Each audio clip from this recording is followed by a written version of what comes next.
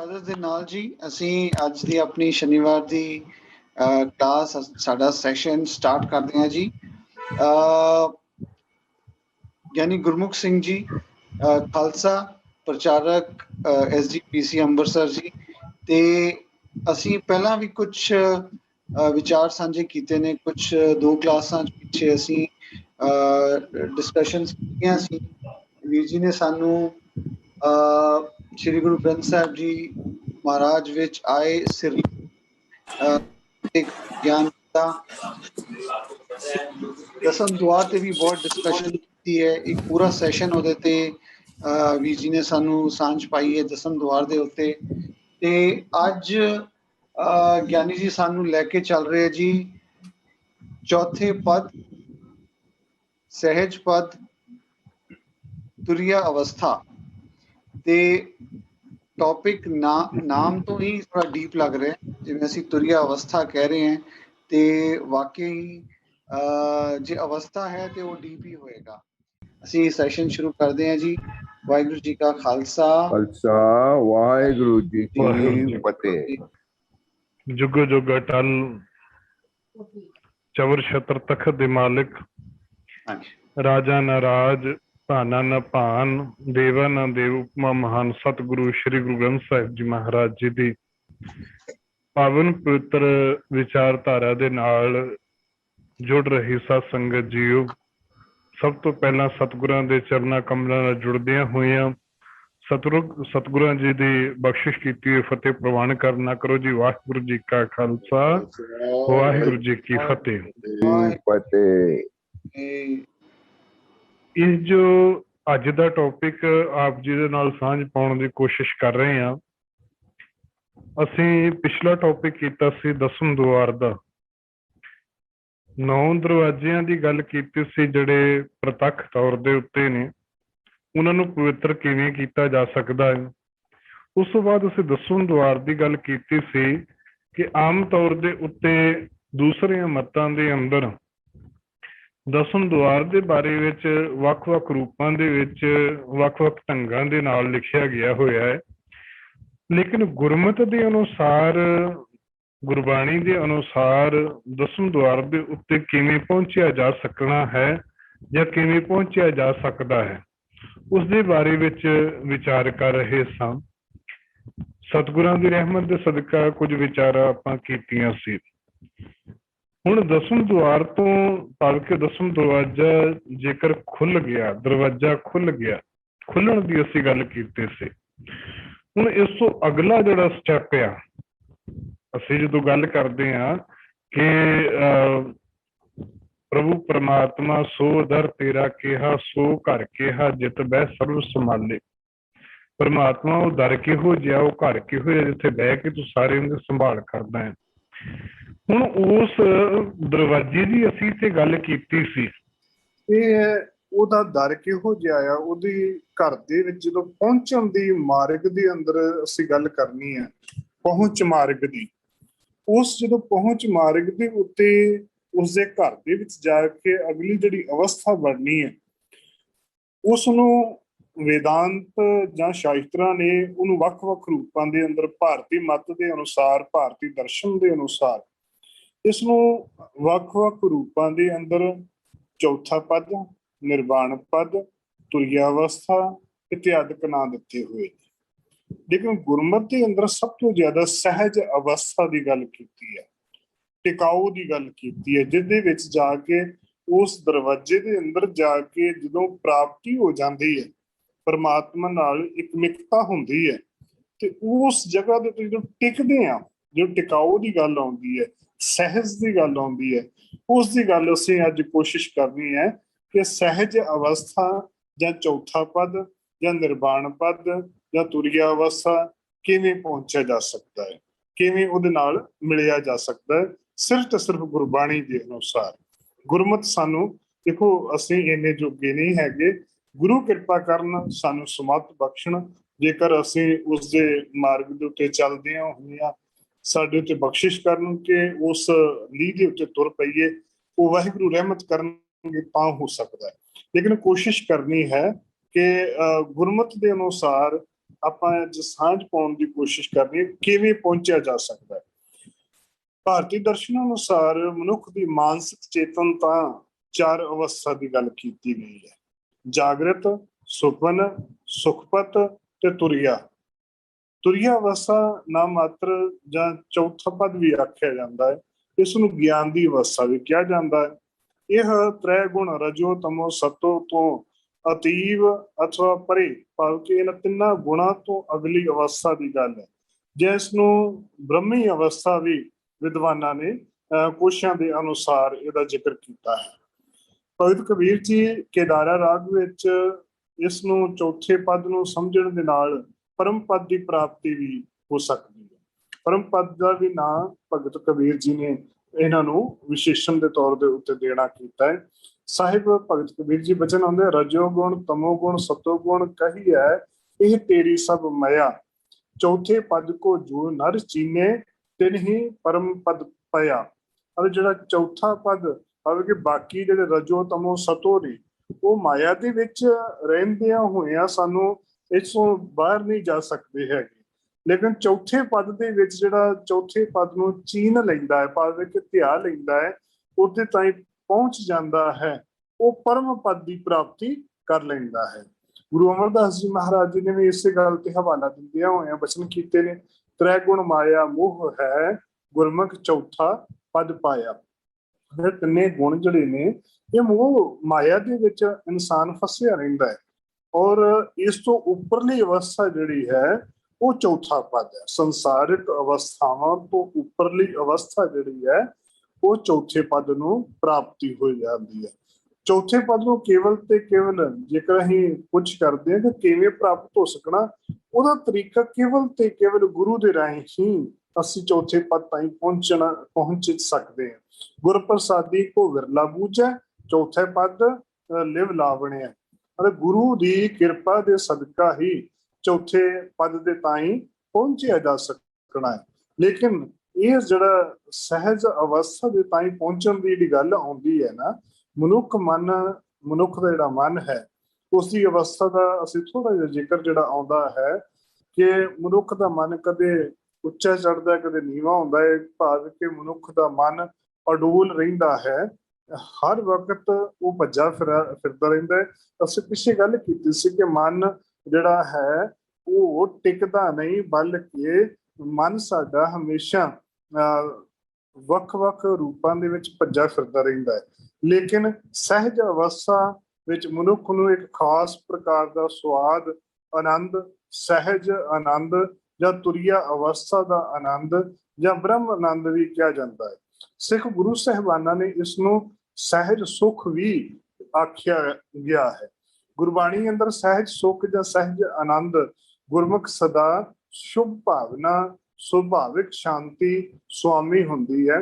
ਤਿੰਨਾਂ ਗੁਣਾਂ ਜਾਂ ਮਾਇਆ ਦੇ ਤੋਂ ਅਲੀਪ ਰਹਿੰਦੀਆਂ ਹੋਇਆਂ ਸਹਿਜ ਪਦ ਦੀ ਪ੍ਰਾਪਤੀ ਹੁੰਦੀ ਹੈ। ਤ੍ਰੈ ਗੁਣ ਮਾਇਆ ਮੋਹ ਹੈ ਗੁਰਮੁਖ ਚੌਥੇ ਪਦ ਪਾਇਆ।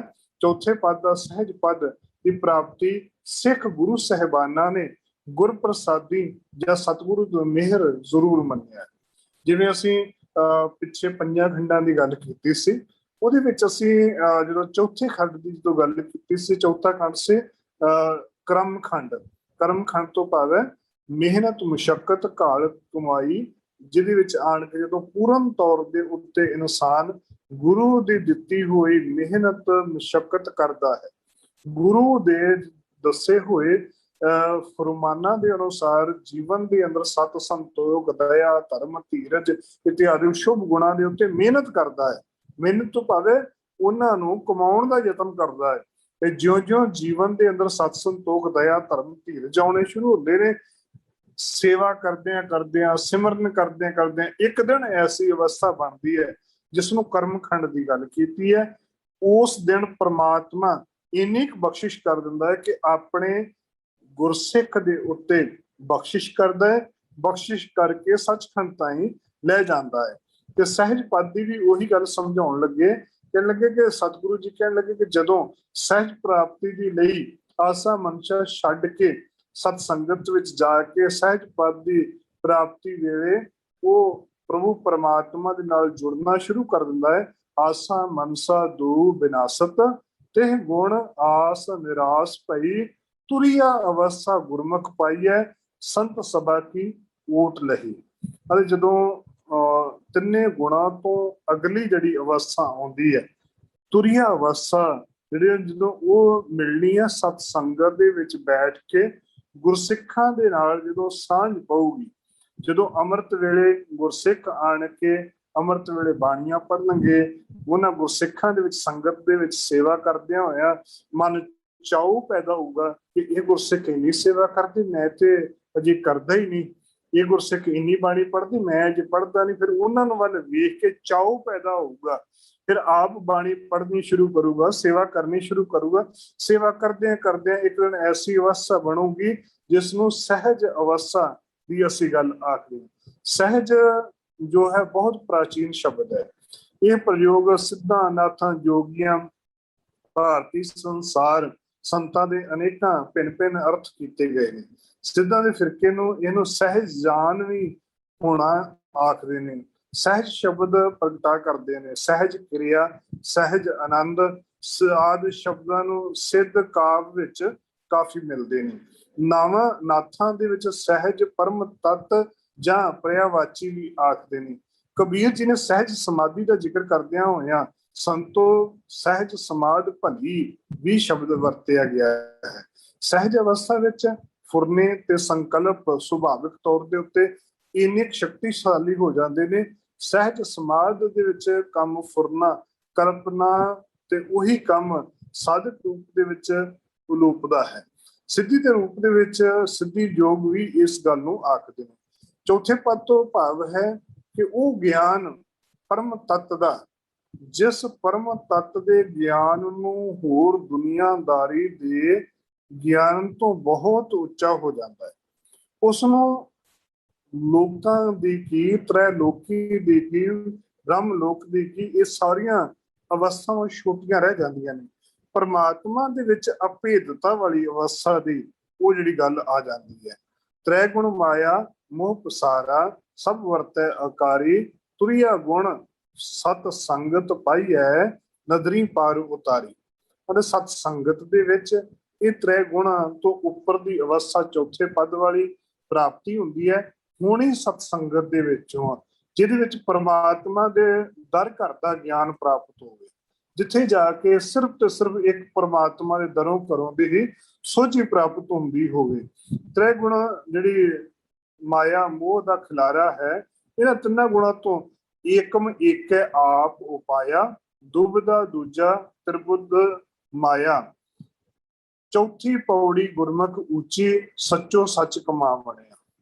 ਅਤੇ ਤਿੰਨਾਂ ਗੁਣਾਂ ਤੋਂ ਉੱਪਰ ਉੱਠ ਕਰਕੇ ਸਹਿਜ ਪਦ ਦੀ ਪ੍ਰਾਪਤੀ ਹੁੰਦੀ ਹੈ ਔਰ ਇਸ ਨੂੰ ਕਮਾਇਆ ਜਾ ਸਕਣਾ।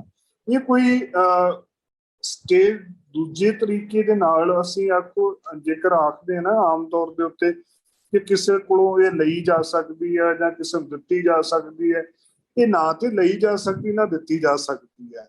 ਇਹ ਅਵਸਥਾ ਪ੍ਰਾਪਤ ਕੀਤੀ ਜਾ ਸਕਦੀ ਹੈ। ਪ੍ਰਾਪਤ ਕਰਨੀ ਹੈ ਜਾਂ ਤੇ ਅਸੀਂ ਜਿੰਨੇ ਵੀ ਗੁਰਬਾਣੀ ਦੇ ਪ੍ਰਮਾਣ ਦੇਖੇ ਨੇ, ਇਹਨਾਂ ਵਿੱਚ ਹਰੇਕ ਗੁਰਬਾਣੀ ਦੇ ਪ੍ਰਮਾਣ ਦੇ ਵਿੱਚ ਤਿੰਨਾਂ ਅਵਸਥਾਵਾਂ ਤੋਂ ਰਜੋ ਤਮੋ ਸਤੋ ਮਾਇਆ ਦੇ ਤਿੰਨ ਗੁਣ ਨੇ। ਇਹਨਾਂ ਤਿੰਨਾਂ ਗੁਣਾਂ ਤੋਂ ਅੱਗੇ ਦੀ ਅਵਸਥਾ ਹੈ। ਇਹ ਤਿੰਨਾਂ ਗੁਣਾਂ ਦੇ ਅਗਲੀ ਅਵਸਥਾ ਜਿਹੜੀ ਹੈ ਉਹਦੇ ਵਿੱਚ ਆਪ ਮਿਹਨਤ ਕਰਕੇ ਹੀ ਇਸ ਨੂੰ ਪ੍ਰਾਪਤ ਕੀਤਾ ਜਾ ਸਕਣਾ ਹੈ। ਇਹ ਕਿਤੇ ਬਾਹਰੋਂ ਲਈ ਨਹੀਂ ਜਾਣੀ।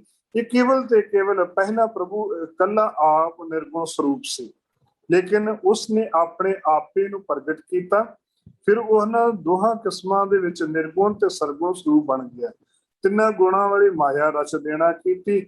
ਜਿਹੜੇ ਮਨੁੱਖ ਸਨਮੁਖ ਰਹਿੰਦੀਆਂ ਹੋਇਆਂ ਆਤਮਿਕ ਟਿਕਾਣਾ ਤਿੰਨਾਂ ਮਾਇਆ ਤਿੰਨਾਂ ਗੁਣਾਂ ਤੋਂ ਪ੍ਰਭਾਵਿਤ ਉੱਪਰ ਉੱਚਾ ਉੱਠ ਪੈਂਦਾ ਹੈ, ਉਹ ਸਦਾ ਅਥਿਰ ਪ੍ਰਭੂ ਨਾਮ ਦੀ ਕਮਾਈ ਕਰਦਾ ਰਹਿੰਦਾ ਹੈ। ਗੁਰੂ ਦੀ ਸ਼ਰਨ ਦੇ ਵਿੱਚ ਪੈ ਕੇ ਮਾਇਆ ਦੀਆਂ ਆਸਾਵਾਂ ਤੇ ਲਾਲਸਾਵਾਂ ਮਿਟਾਉਂਦੀਆਂ ਹਨ ਤੇ ਗੁਣੀ ਮਾਇਆ ਵਿੱਚ ਆਸਾ ਤੇ ਨਿਰਲੇਪਤਾ ਵਿੱਚ ਰਹਿ ਸਕਦੀ ਹੈ। ਜਦੋਂ ਸਤਸੰਗਤ ਦਾ ਆਸਰਾ ਲਈਏ ਤਾਂ ਉਸ ਸਤਸੰਗਤ ਦੀ ਅਵਸਥਾ ਤੇ ਤੁਰਦਿਆਂ ਹੋਇਆਂ ਮਾਲਕ ਦੇ ਦਰ ਦੇ ਉੱਤੇ ਪਹੁੰਚਿਆ ਜਾ ਸਕਦਾ। ਹੁਣ ਪਹੁੰਚਿਆ ਕਿਵੇਂ ਜਾ ਸਕਣਾ ਹੈ? ਸਭ ਕਹਿਣ ਲੱਗੇ ਸਤਿਗੁਰ ਮਿਲਿਆ ਤੇਰੇ ਕੁੱਟੀ ਛੂਟੈ, ਚੌਥੇ ਪਦ ਮੁਕਤ ਦੁਆਰਾ। ਤ੍ਰਿਕੁਟੀ ਜੋ ਕਿ ਯੋਗ ਮਤ ਦੇ ਅੰਦਰ ਜੋਗੀ ਲੋਕ ਈੜਾ ਪਿੰਡਾ ਸੁਪਨਾ ਨਾੜੀਆਂ ਦੀ ਗੱਲ ਕਰਦੇ, ਲੇਕਿਨ ਗੁਰਮਤ ਦੇ ਅੰਦਰ ਰਜੋ ਤਮੋ ਸਤੋ ਦੀ ਗੱਲ ਆਉਂਦੀ ਹੈ। ਤੇ ਸਾਹਿਬ ਕਹਿਣ ਲੱਗੇ ਇਹਨਾਂ ਰਜੋ ਤਮੋ ਸਤੋ ਤੋਂ ਉੱਪਰਲੀ ਜਿਹੜੀ ਅਵਸਥਾ ਹੈ ਚੌਥਾ ਪਦ, ਚੌਥੇ ਪਦ ਦੀ ਮੁਕਤੀ ਦਾ ਦੁਆਰਾ ਮਾਲਿਕ ਦੇ ਦਰ ਦੇ ਉੱਤੇ ਪਹੁੰਚਣ ਦੀ ਗੱਲ ਆਉਂਦੀ ਹੈ। ਤ੍ਰੈ ਗੁਣ ਮਾਇਆ ਮੂਹ ਹੈ ਗੁਰਮੁਖ ਚੌਥਾ ਪਦ ਪਾਏ। ਜਿਹੜਾ ਚੌਥਾ ਪਦ ਗੁਰਮੁਖ ਜਨ, ਗੁਰਮੁਖ ਉਹ ਇਨਸਾਨ ਜਿਹੜੇ ਗੁਰੂ ਦੇ ਵੱਲ ਮੁਖ ਕਰਕੇ ਗੁਰੂ ਦੀ ਦਿੱਤੀ ਹੋਈ ਸਿੱਖਿਆ ਦੇ ਅਨੁਸਾਰ ਆਪਣਾ ਜੀਵਨ ਜਿਉਂਦੇ ਨੇ, ਗੁਰੂ ਦੀ ਮੱਤ ਦੇ ਅਨੁਸਾਰ ਜਿਉਂਦੇ ਨੇ, ਉਹੀ ਇਨਸਾਨ ਪਰਮਾਤਮਾ ਦੇ ਤਾਈਂ ਮਿਲ ਸਕਦਾ ਹੈ। ਚੌਥੇ ਪਦ ਵਾਸਾ ਹੋਏ ਸੱਚੇ ਰਹੇ ਸਮਾਏ। ਚੌਥੇ ਪਦ ਜਦੋਂ ਵਾਸਾ ਹੋ ਜਾਂਦਾ ਹੈ, ਜੇ ਗੁਰੂ ਦੇ ਨਾਲ ਮਿਲ ਕੇ ਮਨ ਅੰਦਰੋਂ ਆਪਾ ਭਾਵ ਦੂਰ ਕਰ ਲੈਂਦਾ ਹੈ, ਜਿਹੜਾ ਇਨਸਾਨ ਪਰਮਾਤਮਾ ਦੇ ਨਾਲ ਮਿਲ ਕੇ ਆਪਾ ਭਾਵ ਗਵਾ ਲੈਂਦਾ ਹੈ, ਪਰ ਮੈਂ ਮੇਰੀ ਹਉਮੈ ਹੰਕਾਰ ਕਾਮ ਕ੍ਰੋਧ ਲੋਭ ਮੋਹ ਹੰਕਾਰ ਇਹਨਾਂ ਵਿਕਾਰਾਂ ਤੋਂ ਉੱਪਰ ਉੱਠ ਕੇ, ਦੇਖੋ ਇੱਕ ਬੇਨਤੀ ਕਰਦੇ ਹਾਂ ਕਿ ਇਹ ਜਿਹੜੇ ਵਿਕਾਰ ਨੇ ਕਾਮ ਕ੍ਰੋਧ ਲੋਭ ਮੋਹ ਹੰਕਾਰ, ਇਹ ਅਸੀਂ ਖਤਮ ਨਹੀਂ ਕਰ ਸਕਦੇ, ਨਾ ਹੀ ਕੀਤੇ ਜਾ ਸਕਦੇ। ਜੇਕਰ ਇਹਨਾਂ ਚੋਂ ਜਿਵੇਂ ਬੀਪੀ ਵੱਧਦਾ ਹੈ ਜਾਂ ਘਟਦਾ ਹੈ, ਲੇਕਿਨ ਬਰਾਬਰ ਰਵੇ ਤਾਂ ਸਭ ਤੋਂ ਵਧੀਆ ਹੈ। ਇਹ ਵਿਕਾਰ ਜੇਕਰ ਬਰਾਬਰ ਰਹਿਣਗੇ, ਕੰਟਰੋਲ ਦੇ ਵਿੱਚ ਰਹਿਣਗੇ ਤੇ ਬਹੁਤ ਵਧੀਆ। ਜੇਕਰ ਵਧਣਗੇ ਤਾਂ ਨੁਕਸਾਨ ਦੇਣਗੇ, ਘਟਣਗੇ ਤਾਂ ਨੁਕਸਾਨ ਦੇਣਗੇ। ਤੇ ਸਾਹਿਬ ਕਹਿਣ ਲੱਗੇ ਇਹਨਾਂ ਦੇ ਉੱਤੇ ਕੰਟਰੋਲ ਕਰਕੇ ਫਿਰ ਅਗਲੀ ਅਵਸਥਾ ਦੇ ਉੱਤੇ ਅਸੀਂ ਜਾ ਸਕਦੇ ਹਾਂ, ਇਹਨਾਂ ਦੇ ਉੱਤੇ ਅੱਗੇ ਤੁਰ ਸਕਦੇ ਹਾਂ। ਤੇ ਜਦੋਂ ਤੁਰਨ ਦੀ ਗੱਲ ਆਉਂਦੀ ਹੈ, ਜੇ ਸਤਿਗੁਰ ਮਿਲ ਪਵੇ ਤਾਂ ਮਨ ਦੇ ਅੰਦਰੋਂ ਆਪਾ ਭਾਵ ਦੂਰ ਕਰਕੇ, ਹਉਮੈ ਹੰਕਾਰ ਨੂੰ ਖਤਮ ਕਰਕੇ, ਵਿਕਾਰਾਂ ਦੇ ਉੱਤੇ ਕੰਟਰੋਲ ਕਰਕੇ, ਫਿਰ ਗੁਰੂ ਕੀ ਕਰਦਾ ਹੈ, ਰਜ ਗੁਣ ਤਮ ਗੁਣ ਸਤ ਗੁਣ ਕਹੀਐ ਇਹ ਤੇਰੀ ਸਮਿਆ ਚੌਥੇ ਪਦ ਕੋ ਜੋ ਨਰ ਚੀਨੇ ਤਿਨ ਹੀ ਪਰਮ ਪਦ ਪਿਆ। ਜਿਹੜੇ ਚੌਥੇ ਪਦ ਨੂੰ ਪ੍ਰਾਪਤ ਕਰ ਲੈਂਦੇ ਨੇ ਉਹੀ ਮਾਲਕ ਦੇ ਦਰ ਦੇ ਉੱਤੇ ਪ੍ਰਵਾਨ ਹੋ ਜਾਂਦੇ ਨੇ, ਰਜੋ ਤਮੋ ਸਤੋ ਤੋਂ ਉੱਪਰ ਉੱਠ ਕਰਕੇ। ਜੋ ਜੀਵ ਇਹਨਾਂ ਤੋਂ ਛੁੱਟ ਗਿਆ ਨਿਜ ਘਰ ਵਾਸਾ ਉਸੇ ਨਾਮ ਦਾ ਹੀ ਨਿਵਾਸਾ ਹੈ। ਧੰਨ ਗੁਰੂ ਨਾਨਕ ਦੇਵ ਜੀ ਮਹਾਰਾਜ ਜੀ ਦੇ ਨਾਲ ਜਦੋਂ ਸਿੱਧਾ ਦੇ ਸਵਾਲ ਜਵਾਬ ਹੋਏ, ਉਹਨਾਂ ਨੇ ਵੀ ਇਹੀ ਗੱਲਾਂ ਸਾਰੀਆਂ ਉਸ ਸਮੇਂ ਮਾਇਆ ਦੀਆਂ ਨਿਰਲੇਪਤਾ ਦੀਆਂ ਇਹੀ ਗੱਲਾਂ ਕੀਤੀਆਂ, ਕਿਉਂਕਿ ਇਹ ਆਮ ਤੌਰ ਦੇ ਉੱਤੇ ਇਹ ਅਵਸਥਾ ਦੀਆਂ ਗੱਲਾਂ ਹਰ ਕੋਈ ਨਹੀਂ ਸੀ ਕਰ ਸਕਦਾ।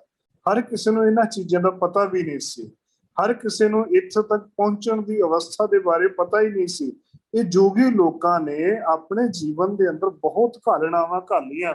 ਇਹ ਘਾਲਣਾਵਾਂ ਘਾਲਣ ਤੋਂ ਬਾਅਦ ਉਹਨਾਂ ਨੇ ਮਿਹਨਤ, ਉਹਨਾਂ ਨੇ ਆਪਣੇ ਤਰੀਕੇ ਦੇ ਨਾਲ ਹੱਠ ਯੋਗ ਦੇ ਰਾਹੀਂ ਬਹੁਤ ਮਿਹਨਤ ਕਰਕੇ ਇੱਥੋਂ ਤੱਕ ਪਹੁੰਚੇ ਸਨ, ਜੋ ਕਿ ਤ੍ਰਿਕੁਟੀ ਖੁੱਲਣ ਤੱਕ ਗੱਲਾਂ ਆਉਂਦੀਆਂ ਸਨ, ਮਾਇਆ ਦੀਆਂ ਗੱਲਾਂ ਆਉਂਦੀਆਂ ਸਨ। ਲੇਕਿਨ ਇਸੋਂ ਅੱਗੇ ਜਿਹੜੀ ਪਹੁੰਚ ਸੀ, ਉਸ ਪਹੁੰਚ ਦੇ ਤਾਈਂ ਉਹ ਨਹੀਂ ਸਨ ਪਹੁੰਚ ਰਹੇ। ਉਸ ਦੇ ਪ੍ਰਤੀ ਗੁਰੂ ਸਾਹਿਬਾਨਾਂ ਨੇ ਗੁਰੂ ਨਾਨਕ ਦੇਵ ਜੀ ਮਹਾਰਾਜ ਜੀ ਦੇ ਕੋਲੋਂ ਕਈ ਸਵਾਲ ਉਹਨਾਂ ਨੇ ਇਹੋ ਜਿਹੇ ਕੀਤੇ, ਜਿਨ੍ਹਾਂ ਦੇ ਵਿੱਚ ਗੁਰੂ ਨਾਨਕ ਦੇਵ ਜੀ ਮਹਾਰਾਜ ਨੇ ਉਹਨਾਂ ਨੂੰ ਬੜੇ ਸੌਖੇ ਤਰੀਕੇ ਦੇ ਨਾਲ ਉਹਨਾਂ ਸਮਝਾਉਣ ਦਾ ਯਤਨ ਕੀਤਾ। ਇੱਕ ਉਦਾਹਰਣ ਦੇ ਕੇ ਫਿਰ ਆਪਣੇ ਵਿਸ਼ੇ ਦੇ ਉੱਤੇ ਚੱਲਦੇ ਹਾਂ। ਇੱਕ ਛੋਟੀ ਜਿਹੀ ਗੱਲ, ਜਿਵੇਂ ਕਿ ਧੰਨ ਗੁਰੂ ਨਾਨਕ ਦੇਵ ਜੀ ਮਹਾਰਾਜ ਜੀ ਦੇ ਪਾਵਨ ਪਵਿੱਤਰ ਬਾਣੀ ਅਸੀਂ ਜਪਜੀ ਸਾਹਿਬ ਪੜ੍ਹਦੇ ਹਾਂ, ਉਹਦੇ ਵਿੱਚ ਉਹਨਾਂ ਨੇ ਬਚਨ ਕੀਤੇ ਨੇ, ਮੁੰਦਾ ਸੰਤੋਖ ਸ਼ਰਮ ਪਤ ਝੋਲੀ ਧਿਆਨ ਕੀ ਕਰੇ ਬੇਪੂਤ ਖਿੰਥਾ ਕਾਲ ਕੁਆਰੀ ਕਾਇਆ ਜੁਗ ਡੰਡਾ ਪ੍ਰਤੀਤ ਆਈ ਪੰਥੀ ਸਗਲ ਜਮਾਤੀ ਮਨ ਜੀਤੇ ਜਗਜੀਤ ਆਦੇਸ਼ ਸਿਆਦੇ ਆਦਾ ਨੀਲ ਅਨਾਦ ਨਾਹ ਜੋ ਜੁਗੇ ਕੋਇ।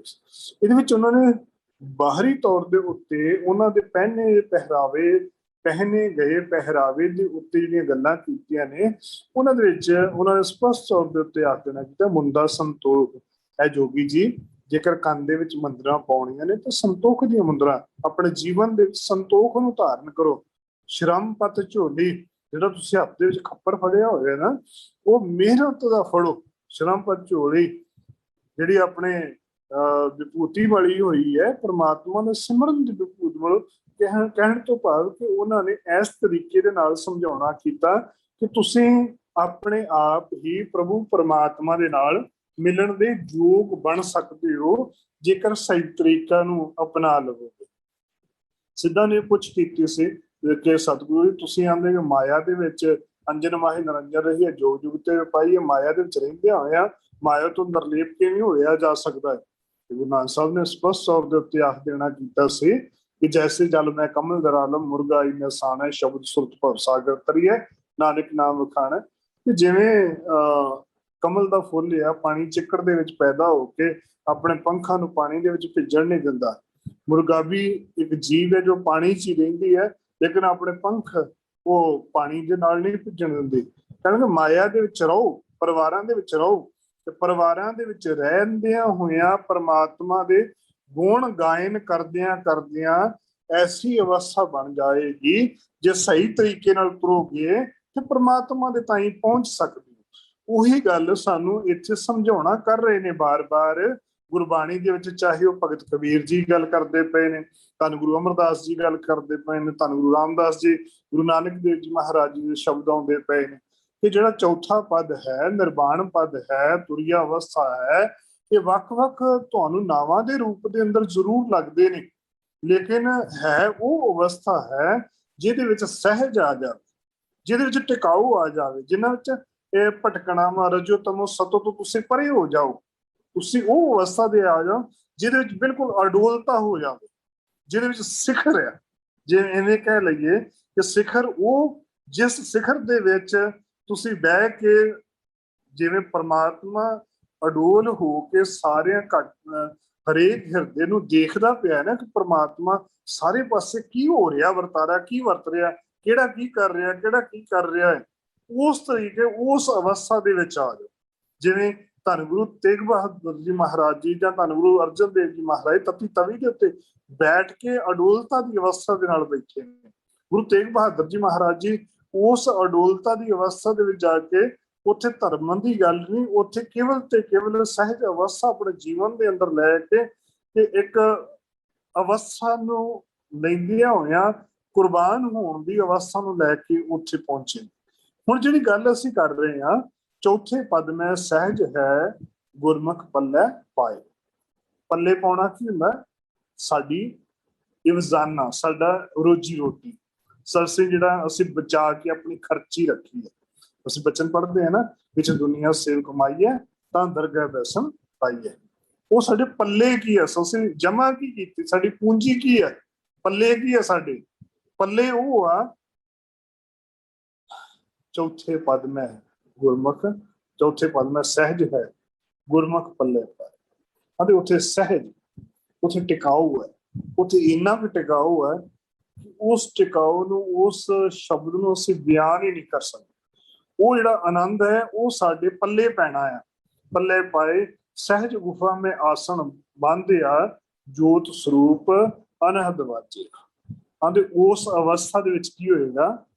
ਇੱਕ ਇਹੋ ਜਿਹਾ ਟਿਕਾਊ ਕਿ ਹਿਰਦੇ ਦੇ ਵਿੱਚ ਅਨਹਦ ਨਾਦ ਦੀਆਂ ਧੁਨਾਂ ਵੱਜਣੀਆਂ ਸ਼ੁਰੂ ਹੋ ਜਾਣਗੀਆਂ। ਇਹੋ ਜਿਹੀ ਅਵਸਥਾ ਬਣੇਗੀ, ਆਨੰਦ ਹੀ ਆਨੰਦ। ਹਰ ਵਕਤ ਜਿਹੜੀਆਂ ਅਨਹਦ ਧੁਨਾਂ ਜੋਗੀ ਲੋਕ ਬਾਹਰੀ ਤੌਰ ਦੇ ਉੱਤੇ ਵਜਾਉਂਦੇ ਨੇ, ਲੇਕਿਨ ਗੁਰੂ ਪਾਤਸ਼ਾਹ ਨੇ ਬਾਹਰੀ ਤੌਰ ਦੇ ਉੱਤੇ ਵਜਾਉਣ ਨਾਲ ਕੀ ਹੋਣਾ ਆ? ਉਹ ਅੰਦਰੋਂ ਵੱਜੇ। ਉਹ ਵਾਜੇ ਜਿਹੜੇ ਪੰਜ ਵਾਜੇ, ਵਾਜੇ ਪੰਜ ਸ਼ਬਦ ਘਰ ਸੋ ਭਾਗੇ ਘਰ ਸੋ ਭਾਗੇ ਸ਼ਬਦ ਵਾਜੇ, ਅਸੀਂ ਪੰਜਾਂ ਵਾਜਿਆਂ ਦੀ ਗੱਲ ਕਰਦੇ ਨਾ, ਉਹ ਵਾਜੇ ਘਰੋਂ ਵੱਜਣ, ਅੰਦਰੋਂ ਵੱਜਣ ਵਾਜੇ, ਅੰਦਰੋਂ ਪਰਮਾਤਮਾ ਨਾਲ ਜੁੜੀ ਹੋਵੇ ਤਾਰ। ਤੇ ਇਹੋ ਜਿਹੀ ਅਵਸਥਾ ਬਣੇ ਕਿ ਘਟ ਘਟ ਮੈਂ ਹਰਜੂ ਬਸਾ ਸੰਤਨ ਕਾ ਪੁਕਾਰ, ਫਿਰ ਤੂੰ ਕਰਤਾ ਤੂੰ ਹੁਆ ਮੁਝ ਮੇ ਰਹਾ ਨਾ ਹੋ। ਹਿਰਦੇ ਦੇ ਅੰਦਰੋਂ ਆਵਾਜ਼ ਆਵੇ, ਅੰਦਰੋਂ ਬਾਣੀ ਝਲਕਾਂ ਮਾਰਦੀ ਹੋਵੇ, ਗੱਲ ਗੱਲ ਦੇ ਵਿੱਚ, ਜ਼ੁਬਾਨ ਦੇ ਵਿੱਚ, ਰਸ ਰਸ ਦੇ ਵਿੱਚ ਪਰਮਾਤਮਾ ਦੀ ਮਿੱਠੀ ਬੋਲੀ ਜ਼ੁਬਾਨ ਤੋਂ ਰਸ ਦੀ ਫੁੱਟਦੀ ਹੋਵੇ। ਉਹ ਅੰਦਰੋਂ ਜਦੋਂ ਚਸ਼ਮਾ ਫੁੱਟਣਾ ਕਹਿ ਦਿੰਦੇ ਤੇ ਹੁਣ ਪਾਣੀ ਜਦੋਂ ਪਹਾੜਾਂ ਦੇ ਚਸ਼ਮੇ ਫੁੱਟਦੇ ਆ, ਉਹ ਕੋਈ ਪੁੱਟਣ ਨਹੀਂ ਜਾਂਦਾ ਵੀ ਇੱਥੋਂ ਪਾਣੀ ਨਿਕਲਣਾ, ਉਹ ਆਪਣੇ ਆਪ ਪ੍ਰਗਟ ਹੋ ਜਾਂਦਾ ਹੈ। ਜਦੋਂ ਆਨੰਦ ਦੀ ਅਵਸਥਾ, ਜਦੋਂ ਪਰਮਾਤਮਾ ਨਾਲ ਮਿਲਾਪ ਦੀ ਅਵਸਥਾ ਬਣਦੀ ਹੈ ਨਾ, ਉਹ ਆਪਣੇ ਆਪ ਹਿਰਦੇ ਦੇ ਵਿੱਚੋਂ ਪ੍ਰਗਟ ਹੁੰਦੀ ਹੈ। ਤੇ ਉਸ ਪ੍ਰਗਟਾਈ ਦੇ ਰੂਪ ਦੇ ਅੰਦਰ ਜਦੋਂ ਅਸੀਂ ਗੱਲ ਕਰਦੇ ਹਾਂ ਨਾ, ਜੋਤ ਸਰੂਪ ਅਨਹਦ ਵਾਜਿਆ, ਜਦੋਂ ਜੋਤ ਪਰਮਾਤਮਾ ਨਾਲ ਮਿਲਾਪ ਹੁੰਦਾ ਹੈ ਫਿਰ ਅਨਹਦ ਆਨੰਦ ਹੀ ਆਨੰਦ ਹਿਰਦੇ ਦੇ ਵਿੱਚ ਵੱਜਣਾ ਸ਼ੁਰੂ ਹੋ ਜਾਂਦਾ ਹੈ। ਤੇ ਫਿਰ ਹੁੰਦਾ ਕਿ ਅਵਲ ਅੱਲਾ ਨੂਰੋ ਪਾਇਆ ਕੁਦਰਤ ਕੇ ਸਭ ਬੰਦੇ, ਏਕ ਨੂਰ ਤੇ ਸਭ ਜਗ ਉਪਜਿਆ ਕਵਣ ਭਲੇ ਕੋ ਮੰਦੇ। ਫਿਰ ਉਹਨੂੰ ਕੋਈ ਪਰਾਇਆ ਲੱਗਦਾ ਹੀ ਨਹੀਂ, ਉਹਨੂੰ ਸਾਰੀ ਆਪਣੇ ਧੀਆਂ ਪੋਤੀ ਲੱਗਦੇ ਆ। ਉਹਨੂੰ ਕੋਈ ਮਾੜਾ ਚੰਗਾ, ਕੋਈ ਉਹ ਸਭ ਗੋਬਿੰਦ ਹੈ, ਸਭ ਗੋਬਿੰਦ ਹੈ, ਗੋਬਿੰਦ ਬਿਨ ਨਹੀਂ ਕੋਈ। ਫਿਰ ਸਾਰਿਆਂ ਦੇ ਵਿੱਚ ਘਟ ਘਟ ਮੈਂ ਹਰਜੂ ਵਸੈ, ਸਾਰਿਆਂ ਵਿੱਚ ਪ੍ਰਮਾਤਮਾ ਹੀ ਦਿਖਦਾ ਹੈ, ਸਾਰਿਆਂ ਦੇ ਵਿੱਚ ਪ੍ਰਮਾਤਮਾ ਦੀ ਹੀ ਰੂਹ ਵਸੀ ਹੋਈ ਦਿਖਦੀ ਹੈ। ਤੇ ਹੁਣ ਜਦੋਂ ਉਸ ਰੂਹ ਦੇ ਵਿੱਚ ਜਦੋਂ ਮਿਲਾਪ ਹੁੰਦਾ ਆ, ਤੇ ਸਾਹਿਬ ਕਹਿੰਦੇ ਨੇ ਕਿ ਜੇ ਮਾਇਆ ਮਮਤਾ ਤਜੀ ਸਭ ਤੇ ਭਇਓ ਉਦਾਸ, ਕਹੋ ਨਾਨਕ ਸੁੰਦਰੇ ਮਨਾ ਤੇ ਘਟ ਬ੍ਰਹਮ ਨਿਵਾਸ। ਫਿਰ ਜਾ ਕੇ ਬ੍ਰਹਮ ਦਾ ਨਿਵਾਸ, ਜਦੋਂ ਮਾਇਆ ਮੋਹ ਤਿਆਗ ਦਿੱਤਾ, ਹਿਰਦੇ ਦੇ ਵਿੱਚੋਂ ਨਿਕਲ ਗਿਆ, ਜਦੋਂ ਭਾਂਡਾ ਅੱਛਾ ਸੋਏ ਜੋ ਤਿਸ ਭਾਗ ਸੀ, ਜੋ ਸਾਡਾ ਭਾਂਡਾ ਹਿਰਦਾ ਜਦੋਂ ਸਾਫ਼ ਹੋ ਗਿਆ ਨਾ, ਉਸ ਹਿਰਦੇ ਦੇ ਵਿੱਚ ਜਦੋਂ ਅੰਮ੍ਰਿਤ ਪਿਆ, ਪਰਮਾਤਮਾ ਦੀ ਜਿਹੜੀ ਨਾਮ ਰੂਪੀ ਅੰਮ੍ਰਿਤ ਚਸ਼ਮਾ ਫੁੱਟਿਆ ਹਿਰਦੇ ਦੇ ਵਿੱਚ, ਅੰਮ੍ਰਿਤ ਰੂਪੀ ਨਾਮ ਪਿਆ ਨਾ, ਤੇ ਜਦੋਂ ਹਿਰਦਾ ਸ਼ੁੱਧ ਹੋਇਆ ਸਾਡਾ, ਉਹਦੇ ਹਿਰਦੇ ਦੇ ਵਿੱਚ ਨਾਮ ਪਿਆ, ਤੇ ਉਹ ਜਿਹੜਾ ਭਾਂਡਾ ਹੈ ਉਹਦੇ ਆਨੰਦ ਹੀ ਆਨੰਦ ਬਣ ਜਾਵੇਗਾ। ਤੇ ਜਦੋਂ ਸੁਰਤੀ ਉਹਦੇ ਨਾਲ ਜੁੜੇਗੀ, ਫਿਰ ਕੀ ਹੋਇਆ, ਜੋ ਪ੍ਰਾਣੀ ਨਿਸ ਦਿਨ ਭਜੈ ਰੂਪ ਰਾਮ ਤੇ ਜਾਨ, ਹਰ ਜਨ ਹਰ ਅੰਤਰ ਨਹੀਂ ਨਾਨਕ ਸਾਚੀ ਮਾਨ। ਜਦੋਂ ਦਿਨ ਰਾਤ ਉਸ ਪ੍ਰਮਾਤਮਾ ਦੇ ਨਾਲ ਜੀਵ ਆਤਮਾ ਮਿਲੇਗੀ, ਉਸ ਪ੍ਰਮਾਤਮਾ ਨੂੰ ਧਿਆਵੇਗੀ, ਉਸ ਪ੍ਰਮਾਤਮਾ ਮਿਲਣ ਦੀ ਚਾਹਨਾ ਹਿਰਦੇ ਦੇ ਅੰਦਰ ਪੈਦਾ ਹੋਵੇਗੀ। ਦੇਖੋ ਬਾਹਰੀ ਤੌਰ ਦੇ ਉੱਤੇ ਸਾਨੂੰ ਕਿਸੇ ਚੀਜ਼ ਦੀ ਪ੍ਰਾਪਤੀ ਹੋਣ ਦੀ ਇੱਛਾ ਹੋਵੇ ਨਾ, ਕੋਈ ਚੀਜ਼ ਲੈਣੀ ਹੋਵੇ ਨਾ ਕਿਸੇ ਦੇ ਕੋਲੋਂ, ਤੇ ਮਨ ਦੇ ਅੰਦਰ ਹਰ ਵਕਤ ਲੱਗਾ ਮੈਨੂੰ ਉਹ ਚੀਜ਼ ਮਿਲ ਜਾਵੇ, ਮੈਨੂੰ ਉਹ ਚੀਜ਼ ਮਿਲ ਜਾਵੇ। ਲੇਕਿਨ ਜਦੋਂ ਤਨੋ ਮਨੋ ਹੋ ਕੇ ਪਰਮਾਤਮਾ ਦੇ ਨਾਲ ਅਸੀਂ ਮਿਲਣ ਦੀ ਉਹ ਚਾਹਨਾ ਲੈ ਕੇ ਜਦੋਂ ਤੁਰਾਂਗੇ ਨਾ, ਉਹ ਆਪਣੇ ਆਪ ਹਿਰਦੇ ਦੇ ਅੰਦਰ ਫੁੱਟੇਗੀ, ਪੈਦਾ ਹੋਵੇਗੀ। ਤੇ ਜਦੋਂ ਪੈਦਾ ਹੋਣ ਦੀ ਗੱਲ ਆਏਗੀ, ਤਹ ਪਾਵਸ, ਜਦੋਂ ਅਸੀਂ ਉਸ ਅਵਸਥਾ ਦੀ ਜੇਕਰ ਅਸੀਂ ਗੱਲ ਕਰਦੇ ਹਾਂ ਨਾ, ਤੇ ਗੁਰਦੇਵ ਪਾਤਸ਼ਾਹ ਉਹਦੀ ਵੀ ਗੱਲ ਕਰਨ ਲੱਗੇ, ਕਿਉਂਕਿ ਤਹ ਪਾਵਸ ਸਿੰਧ ਧੂਪ ਨਹੀਂ ਸ਼ਹੀਆ, ਤਹ ਓਪਤ ਪਰਲੋ ਨਾਹੀ, ਜੀਵਨ ਮਿਰਤ ਨਾ ਦੁੱਖ ਸੁਖ ਵਿਆਪੈ, ਸੁਨ ਸਮਾਦ ਦੋ ਤਹ ਨਾਹੀ, ਸਹਿਜ ਕੀ ਅਕਥ ਕਥਾ ਹੈ ਨਿਰਾਰੀ, ਤੁਲ ਨਹੀਂ ਚੜੈ ਜਾਏ ਨਾ ਮੁਕਾਤੀ, ਹਲਕੀ ਲੱਗੇ ਨਾ ਭਾਰੀ, ਰਹਾਓ ਅਰਧ ਦੋ ਤਹ ਨਾਹੀ ਸਮਾਨੇ, ਰਾਤ ਦਿਵਸ ਤਹ ਨਾਹੀ, ਜਲ ਨਹੀਂ ਪਾਵਨ ਪਵਨ ਪਾਵਕ ਫੁਨ ਨਾਹੀ, ਸਤਿਗੁਰ ਤਹਾਂ ਸਮਾਹੀ, ਅਗੰਮ ਅਗੋਚਰ ਰਹਿ ਨਿਰੰਤਰ, ਗੁਰ ਕਿਰਪਾ ਤੇ ਰਹੀ ਹੈ, ਕਹੋ ਕਬੀਰ ਬਲ ਜਾਉ ਗੁਰ ਆਪਣੇ, ਸਤ ਸੰਗਤ ਮਿਲ ਰਹੀ ਹੈ। ਕਹਿਣ ਲੱਗੇ ਸਤਿਗੁਰੂ ਭਗਤ ਕਬੀਰ ਜੀ ਇਹਦੇ ਵਿੱਚ ਬਚਨ ਕਰਨ ਲੱਗੇ। ਭਗਤ ਕਬੀਰ ਜੀ ਕਹਿਣ ਲੱਗੇ ਉਸ ਅਵਸਥਾ ਦੇ ਵਿੱਚ, ਚੌਥੀ ਅਵਸਥਾ ਚ ਹੋਣਾ ਕੀ ਹੈ, ਸਹਿਜ ਅਵਸਥਾ ਦੇ ਵਿੱਚ, ਉੱਥੇ ਨਾ ਹੀ ਤਾਂ ਕੋਈ ਰੁੱਤ ਹੈ, ਨਾ ਕੋਈ ਸਮੁੰਦਰ ਹੈ, ਨਾ ਕੋਈ ਧੁੱਪ ਹੈ, ਨਾ ਕੋਈ ਛਾਂ ਹੈ, ਨਾ ਕੋਈ ਹੌਲੀ ਲੱਗਦੀ ਹੈ, ਨਾ ਭਾਰੀ ਲੱਗਦੀ ਹੈ, ਨਾ ਕੋਈ ਹੇਠਾਂ ਆ, ਨਾ ਕੋਈ ਉੱਤੇ ਆ, ਨਾ ਦਿਨ ਹੈ, ਨਾ ਰਾਤ ਹੈ, ਨਾ ਪਾਣੀ ਹੈ, ਨਾ ਕੋਈ ਉੱਥੇ ਕੋਈ ਨਗਰ ਵਸਦਾ ਹੈ ਜਿੱਥੇ ਇਹ ਅਵਸਥਾ ਦੀ ਗੱਲ ਆਉਂਦੀ ਹੈ।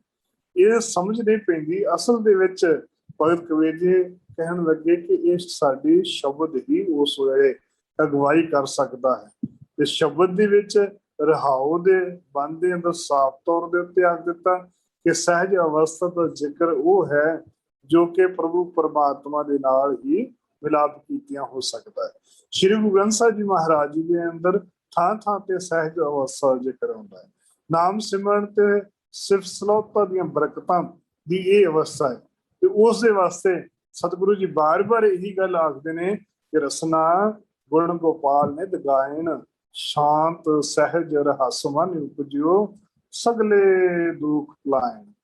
ਕਹਿੰਦੇ ਜੇਕਰ ਸਹਿਜ ਅਵਸਥਾ ਦੇ ਉੱਤੇ ਪਹੁੰਚਣਾ ਹੈ ਨਾ, ਤੁਰੀ ਅਵਸਥਾ ਤੱਕ ਪਹੁੰਚਣਾ ਹੈ ਨਾ, ਤੇ ਆਪਣੇ ਜ਼ੁਬਾਨ ਦੇ ਉੱਤੋਂ ਕੇਵਲ ਤੇ ਕੇਵਲ ਪਰਮਾਤਮਾ ਦਾ ਨਾਮ ਜਪਣਾ। ਰਸਨਾ ਗੁਣ ਗੋਪਾਲ ਨਿਧ ਗਾਏ, ਪਰਮਾਤਮਾ ਦੇ ਧਰਤੀ ਦੇ ਮਾਲਿਕ ਪਰਮਾਤਮਾ ਦੇ ਲਗਾਤਾਰ ਗੁਣ ਗਾਈ ਜਾ। ਤੈਨੂੰ ਹੋਰ ਇਹ ਨਾ ਚਿੰਤਾ ਕਰਕੇ ਮੈਂ ਉਹਨੂੰ ਗੁਣ ਗਾਊਂਗਾ ਤੇ ਮਿਲੂਗਾ ਕੀ, ਜਾਂ ਮੈਂ ਉਹਨੂੰ ਦਵਾਂਗਾ ਕਿ ਇਹ ਤੇ ਅਸੀਂ ਕੋਈ ਸਕਦੇ ਨਹੀਂ। ਸਿਰਫ ਤੇਰੀ ਜਿਹੜੀ ਇੱਛਾ ਹੈ, ਤੇਰਾ ਜਿਹੜਾ ਕਰਮ ਜਿਹੜਾ ਤੇਰਾ ਹੈਗਾ, ਉਹ ਹੈ ਪਰਮਾਤਮਾ ਦਾ ਨਾਮ ਜਪਣਾ, ਪਰਮਾਤਮਾ ਨੂੰ ਧਿਆਉਣਾ, ਪਰਮਾਤਮਾ ਨੂੰ ਸਿਮਰਨਾ। ਤੂੰ ਨਿਸ਼ਚਿੰਤ ਹੋ ਕੇ ਮਾਇਆ ਤੋਂ ਮੋਹ ਤੋਂ ਟੁੱਟ ਕਰਕੇ ਆਪਣੀ ਲੱਜ ਤੋੜ ਕੇ ਪਰਮਾਤਮਾ ਨੂੰ ਸਿਰਫ ਧਿਆਈ ਜਾ। ਜਦੋਂ ਜਿਸ ਸਮੇਂ ਸ਼ਬਦ ਵਿੱਚ ਸਹਿਜ ਦੀ ਅਵਸਥਾ ਦੀ ਤਸਵੀਰ ਖਿੱਚੀ ਜਾਵੇਗੀ ਨਾ, ਉਦੋਂ ਸ਼ਾਂਤੀ, ਠੰਡ, ਹਉਮੈ, ਖਿੜਾਓ ਆਦਿ ਦਾ ਜ਼ਿਕਰ ਆਨੰਦ ਦੇ ਵਿੱਚ ਆਵੇਗਾ। ਦੇਖੋ, ਅਸੀਂ ਆਮ ਤੌਰ ਦੇ ਉੱਤੇ ਸਾਡੇ ਕਈ ਸਵਾਲ ਵੀਰ ਪੁੱਛਦੇ ਰਹਿੰਦੇ ਨੇ ਕਿ ਸਾਡੇ ਮਨ ਦੇ ਅੰਦਰ ਸ਼ਾਂਤੀ ਕਿਉਂ ਨਹੀਂ ਆਉਂਦੀ। ਸਾਡੇ ਬਥੇਰੀਆਂ ਦੁਨੀਆਦਾਰੀ ਚੀਜ਼ਾਂ ਨੇ, ਹਿਰਦੇ ਦੇ ਅੰਦਰ ਠੰਡ ਕਿਉਂ ਨਹੀਂ ਪੈਂਦੀ। ਲੇਕਿਨ ਗੁਰਬਾਣੀ ਦੇ ਅੰਦਰ ਇੱਕੋ ਹੀ ਸਪਸ਼ਟ ਤੌਰ ਦੇ ਉੱਤੇ ਸਾਹਿਬਾਂ ਨੇ ਬਚਨ ਆਖਣਾ ਕੀਤੇ ਨੇ, ਚੰਦਨ ਚੰਦਨ ਸਰਦ ਰੁੱਤ ਮੂਲ ਨਾ ਮਿਟੇ ਘਾਮ ਸ਼ੀਤਲ ਥੀਵੇ ਨਾਨਕਾ ਜਪੰਦੜੋ ਹਰ ਨਾਮ। ਕਹਿਣ ਲੱਗੇ ਦੁਨੀਆ ਦੇ ਅੰਦਰ ਚੰਦਨ ਠੰਡਾ ਦਰਖਤ ਮੰਨਿਆ ਜਾਂਦਾ ਹੈ। ਜਿੰਨਾ ਮਰਜ਼ੀ ਆਪਣੇ ਸਰੀਰ ਦੇ ਉੱਤੇ ਚੰਦਨ ਮੰਨ ਲਓ ਜਿੰਨੀ ਦੇਰ ਤੱਕ ਤੁਸੀਂ ਮਲੋਗੇ ਕੁਛ ਦੇਰੀ ਤੱਕ ਠੰਡਕ ਜ਼ਰੂਰ ਦੇਵੇਗਾ। ਦੂਸਰੀ ਗੱਲ ਹੈ ਸਰਦ ਰੁੱਤ ਦੀ ਗੱਲ ਆਉਂਦੀ ਹੈ। ਅਤੇ ਸਰਦੀਆਂ ਦੀ ਰੁੱਤ ਜਿਹੜੀ ਸਰਦ ਰੁੱਤ ਹੈ ਉਹਦੇ ਵਿੱਚ ਵੀ ਇੰਨੀ ਠੰਡ ਨਹੀਂ ਹੈ ਕਿ ਜੋ ਸਦੀਵੀ ਠੰਡ ਪਾ ਸਕੇ, ਅੰਦਰੂਨੀ ਠੰਡ ਪਾ ਸਕੇ। ਤੀਸਰੀ ਗੱਲ ਆਉਂਦੀ ਹੈ ਚੰਦਰਮੇ ਦੀ ਠੰਡ। ਰਾਤ ਦੇ ਸਮੇਂ ਚੰਦਰਮਾ ਠੰਡ ਵਰਤਾਉਂਦਾ ਹੈ, ਲੇਕਿਨ ਸ਼ੀਤਲਤਾ ਹਿਰਦੇ ਦੇ ਵਿੱਚ ਨਹੀਂ ਆਉਂਦੀ ਹੈ। ਹਿਰਦੇ ਦੇ ਵਿੱਚ ਸ਼ੀਤਲਤਾ ਆਵੇ ਕਿੱਦਾਂ? ਸ਼ੀਤਲਤਾ ਕੇਵਲ ਤੇ ਕੇਵਲ ਚੰਦਨ ਚੰਦਨਾ ਸਰਦਰੁੱਤ ਮੂਲ ਨਾ ਮਿਟੇ ਕੰਮ ਸ਼ੀਤਲ ਥੀਵੇ ਨਾਨਕਾ ਜਪੰਦੜੋ ਹਰ ਨਾਮ। ਨਾਮ ਨੂੰ ਜਪਣ ਦੇ ਨਾਲ ਹੀ ਹਿਰਦੇ ਦੇ ਵਿੱਚ ਸ਼ੀਤਲਤਾ ਆਉਣੀ। ਨਾਮ ਨੂੰ ਜਪਣ ਦੇ ਨਾਲ ਹੀ ਹਿਰਦੇ ਵਿੱਚ ਸਹਿਜ ਆਉਣਾ ਹੈ, ਟਿਕਾਊ ਆਉਣਾ ਹੈ, ਖਿੜਾਊ ਆਉਣਾ ਹੈ। ਜਿਸ ਸ਼ਬਦ ਦੇ ਸਹਿਜ ਅਵਸਥਾ ਦੀ ਖਿੱਚੀ ਹੋਈ ਤਸਵੀਰ ਹੈ, ਜਿਹਦੇ ਸ਼ਾਂਤੀ, ਠੰਡ, ਹਉਮੈ, ਤਿਆਗ, ਖਿੜਾਊ ਆਦਿ ਦਾ ਜ਼ਿਕਰ ਆਵੇਗਾ, ਨਹੀਂ ਤਾਂ ਉਹਦਾ ਸਰੂਪ ਸਹਿਜ ਇਨਸਾਨੀ ਤੌਰ ਦੇ ਉੱਤੇ ਆ ਸਕੇ ਤੇ ਮਨੁੱਖੀ ਅਸਲੀ ਜੀਵਨ ਵਿੱਚ ਆ ਸਕੇਗਾ। ਸਾਹਿਬ ਗੁਰਬਾਣੀ ਦੇ ਅੰਦਰ ਵੱਖ-ਵੱਖ ਰੂਪਾਂ ਦੇ ਵਿੱਚ ਇਸ ਨੂੰ ਬਿਆਨਣ ਦੀ ਕੋਸ਼ਿਸ਼ ਕਰਦੇ ਨੇ। ਇੰਦਰ ਲੋਕ ਸ਼ਿਵ ਲੋਕ ਕਹਿ ਜੈਬੋ ਉਥੇ ਤਪ ਕਰੇ ਬਾਹਰ ਐਬੋ ਕਿਆ ਮੰਗੋ ਕਿਸ਼ਤੇ ਨਾ ਰਹਾਈ ਰਾਮ ਨਾਮ ਰਖ ਮਨ ਮਾਹੀ। ਅਤੇ ਜਿੰਨਾ ਮਰਜੀ ਕੋਈ ਇੰਦਰ ਲੋਕ, ਸ਼ਿਵ ਲੋਕ, ਪਤਾਲ ਲੋਕ, ਮਾਤ ਲੋਕ, ਇਹਨਾਂ ਨੂੰ ਲੱਭਣ ਦੀ ਕੋਸ਼ਿਸ਼ ਕਰੋ, ਲੇਕਿਨ ਇਹਦੇ ਵਿੱਚੋਂ ਕੁਛ ਵੀ ਤੁਹਾਨੂੰ ਪ੍ਰਾਪਤ ਨਹੀਂ ਹੋਣਾ। ਜੇਕਰ ਪ੍ਰਾਪਤ ਹੋਣਾ ਹੈ ਤੇ ਪ੍ਰਭੂ ਪਰਮਾਤਮਾ ਦੇ ਦਰ ਘਰ ਦੇ ਨਾਲ ਜੁੜਨ ਦੇ ਨਾਲ ਹੀ ਸਾਰੀ ਅਵਸਥਾਵਾਂ ਤੋਂ ਉੱਪਰਲੀ ਅਵਸਥਾ ਦੇ ਉੱਤੇ ਤੁਹਾਡੀ ਆਣ ਕੇ ਅਡੋਲ ਅਵਸਥਾ ਬਣਨੀ ਹੈ। ਉਹ ਅਡੋਲ ਐਸੀ ਅਵਸਥਾ ਪਹੁੰਚ ਜਾਏਗੀ, ਤੁਸੀਂ ਇਸ ਸਾਰੀਆਂ ਅਵਸਥਾਵਾਂ ਦੇ ਉੱਤੋਂ ਉੱਪਰ ਉੱਠ ਜਾਓਗੇ। ਸਾਹਿਬ ਗੁਰਬਾਣੀ ਦੇ ਅੰਦਰ ਵਚਨ ਕਰਦੇ ਨੇ, ਇਹ ਗੁਣਾ ਵਿੱਚ ਸਹਿਜ ਨਾ ਪਾਈਐ ਤ੍ਰੈ ਗੁਣ ਭਰਮ ਪੁਟਾਏ। ਅਤੇ ਤਿੰਨਾਂ ਗੁਣਾਂ ਦੇ ਨਾਲ ਕਦੀ ਵੀ ਸਹਿਜ ਪ੍ਰਾਪਤ ਨਹੀਂ ਹੋਣਾ। ਸਹਿਜੇ ਨੂੰ ਸਭ ਲੋਚਦੀ ਬਿਨ ਗੁਰ ਪਾਇਆ ਨਾ ਜਾਏ। ਅਤੇ ਸਹਿਜ ਤੋਂ ਬਗੈਰ, ਸਹਿਜ ਨੂੰ ਸਾਰੇ ਲੋਕ ਲੱਭਦੇ ਫਿਰਦੇ ਨੇ, ਟਿਕਾਊ ਲੱਭਦੇ ਫਿਰਦੇ ਨੇ, ਲੇਕਿਨ ਪਰਮਾਤਮਾ ਦੇ ਨਾਮ ਤੋਂ ਬਗੈਰ ਉਹ ਸਹਿਜ ਦੀ ਪ੍ਰਾਪਤੀ ਨਹੀਂ ਹੋ ਸਕਦੀ। ਭਾਈ ਰੇ ਗੁਰਬਿਨ ਸਹਿਜ ਨਾ ਹੋਏ ਸ਼ਬਦੇ ਹੀ ਤੇ ਸਹਿਜ ਉਪਜੈ ਹਰ ਪਾਇਆ ਸੱਚ ਸੋਏ। ਇਹ ਭਾਈ ਗੁਰੂ ਤੋਂ ਬਗੈਰ ਸਹਿਜ ਦੀ ਪ੍ਰਾਪਤੀ ਨਹੀਂ ਹੋ ਸਕਦੀ। ਸ਼ਬਦ ਦੇ ਰਾਹੀਂ ਹੀ ਸਹਿਜ ਦੀ ਪ੍ਰਾਪਤੀ ਹੋਣੀ ਹੈ, ਟਿਕਾਊ ਦੀ ਪ੍ਰਾਪਤੀ ਹੋਣੀ ਹੈ। ਸਹਿਜੇ ਗਾਵਿਆ ਥਾਏ ਪਵੈ ਬਿਨ ਸਹਿਜੇ ਕਥਨੀ ਬਾਦ। ਅਤੇ ਜੇਕਰ ਹਿਰਦੇ ਚ ਟਿਕਾਊ ਲੈ ਕੇ ਬਾਣੀ ਪੜ੍ਹੀ ਗਈ ਹੈ, ਟਿਕਾਊ ਲੈ ਕੇ ਬਾਣੀ ਸੁਣੀ ਜਾ ਰਹੀ ਹੈ, ਉਹਦੇ ਨਾਲ ਤੁਹਾਡੇ ਹਿਰਦੇ ਦੇ ਵਿੱਚ ਸਹਿਜ ਆਵੇਗਾ। ਅਤੇ ਜੇਕਰ ਬਿਨਾਂ ਸਹਿਜ ਤੋਂ ਤੁਹਾਡੇ ਕੀਤੇ ਹੋਏ ਕੰਮ ਨੇ, ਨਾਮ ਦੇ ਨਾਲ ਜੁੜਨ ਤੋਂ ਬਗੈਰ ਕੰਮ ਨੇ, ਤੇ ਉਹ ਤੁਹਾਡੇ ਨਿਰਾਰਥਕ ਨੇ, ਉਹ ਕਿਤੇ ਥਾਂ ਨਹੀਂ ਪੈਣ ਵਾਲੇ। ਸਹਿਜੇ ਹੀ ਭਗਤ ਉਪਜੈ ਸਹਿਜ ਪਿਆਰ ਬੈਰਾਗ। ਸਹਿਜ ਦੇ ਨਾਲ ਕੀਤੀ ਹੋਈ ਭਗਤੀ ਹੀ ਪ੍ਰੇਮ ਪੈਦਾ ਹੋਵੇਗਾ, ਉਹਦੇ ਨਾਲ ਹੀ ਬੈਰਾਗ ਪੈਦਾ ਹੋਏਗਾ। ਸਹਿਜੇ ਹੀ ਤੇ ਸੁਖ ਸਾਤ ਹੋਏ ਬਿਨ ਸਹਿਜੇ ਜੀਵਨ ਬਾਦ।